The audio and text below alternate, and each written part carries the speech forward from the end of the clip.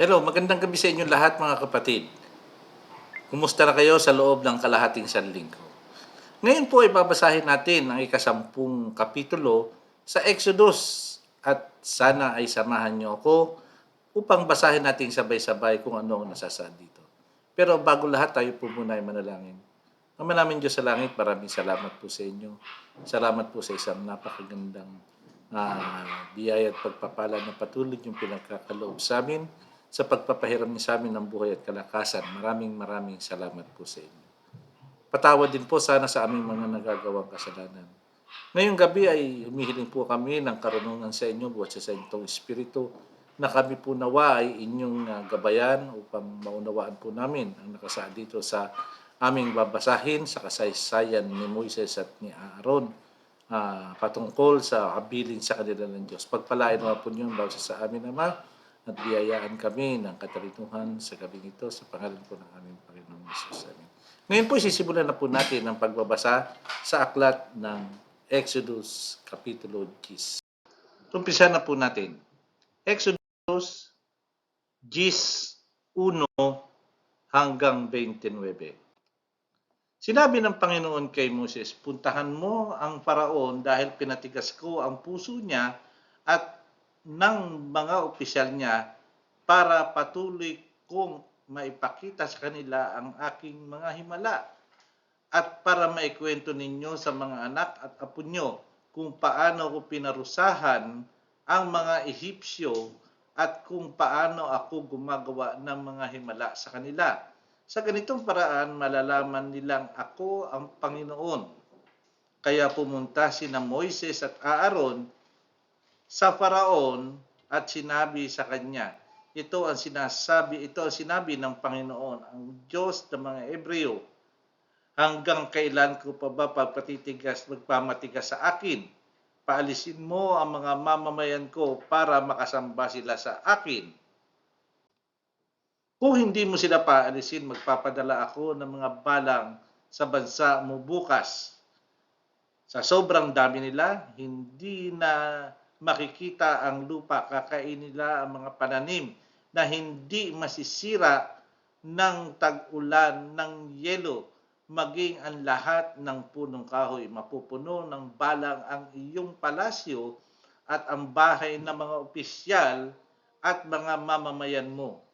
Wala pang ganitong pangyayari sa kasaysayan ng Ehipto mula nang dumating ang mga ninuno hanggang ngayon. Nang masabi ito ni Moises, umalis na siya. Sinabi ng mga opisyal ng Paraon sa kanya, hanggang kailan niyo pa ba hahayaan ang kalamidad na ito na magparusa sa atin? Paalisin niyo na po ang mga Israelita para makasamba na sila sa Panginoon na kanilang Diyos. Hindi nyo ba naisip na masasalanta na ang Ehipto? Kaya pinabalik sina Moises at Aaron ni Aaron sa Paraon. Sinabi ng Paraon sa kanila, maaari na kayong umalis para makasama kayo ng Panginoon na inyong Diyos. Pero sabihin nyo sa akin kung sino ang isasama nyo sa pag-alis. Sumagot si Moises, aalis kaming lahat, bata at matanda. Dadalhin namin ang aming mga anak at mga hayop dahil lahat kami ay magdadaos ng pista para sa Panginoon.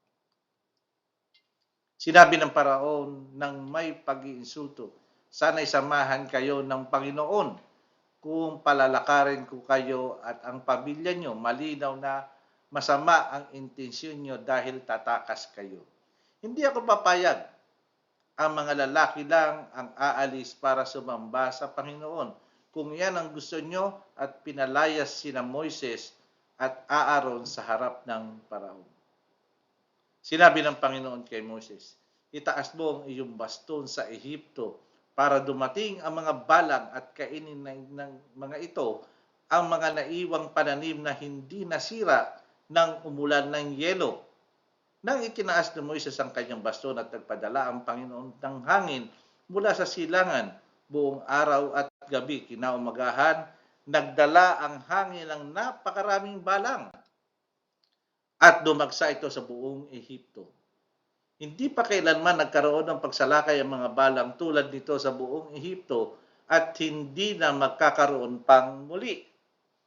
Dumagsa ang mga ito sa buong Ehipto hanggang sa mangitim ang lupa, kinain ng mga naiwang pananim na hindi nasira ng mga yelo, pati na ang lahat ng bunga ng mga puno. Walang naiwang pananim sa buong Ehipto. Agad na pinatawag ng Faraon sina Moises at Aaron at sinabi, nagkasala ako sa Panginoon na inyong Diyos at sa inyo. Patawarin ninyo ako muli at manalangin kayo sa Panginoon yung Diyos at natanggalin niya ang nakamamatay na salot na ito. Umalis sila Moises at nanalangin sa Panginoon. Sumagot ang Panginoon sa pamamagitan ng pagpapadala ng malakas na hangin galing kanluran at inilipad nito ang mga balang sa dagat na pula at nawala ni isang balang na naiwan sa Ehipto. Pero pinatigas pa rin ang puso ng Panginoon ang Paraon at hindi niya pinaalis ang mga Israelita. Sinabi ng Panginoon kay Moises, itaas mo ang iyong kamay sa langit para mabalot ng kadiliman ang buong Ehipto.